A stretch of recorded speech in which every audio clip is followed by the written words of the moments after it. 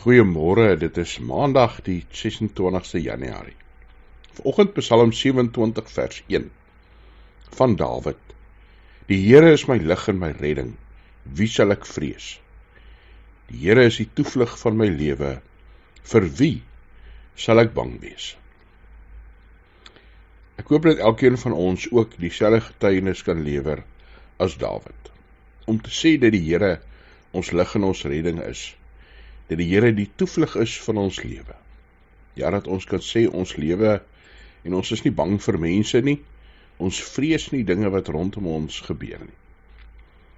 As ons vir die wêreld wil vertel wie God is, as ons in die wêreld 'n verskil wil leef as kinders van die Here, moet dit ook 'n belydenis wees wat op ons lippe is. Dat ons by God lig en redding vind. Dat God die een is na wie toe ons vlug wanneer die lewe moeilik raak. Ja, die Here is daar vir ons. Hy is 'n Vader wat vir ons wil sorg en voorsien. Mag dit ons getuienis wees teenoor die wêreld, teenoor mekaar. Mag dit die plek wees waar ons redding en hoop vind. Hemelse Vader, dankie dat ons aan U kan behoort. Mag ons ook soos Dawid getuig dat U ons lig en ons redding is, ons toevlug van ons lewe, ons toevlug elke dag.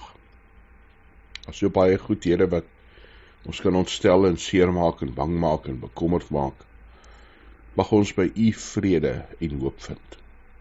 Dankie dat ons as gelowiges vir mekaar kan bid, dat U vir ons sal seën en gebruik, as gemeente, ja Here, as individue. Dankie dat ons kan bid ook vir ons land, vir die wêreld, in Jesus Christus se naam. Amen.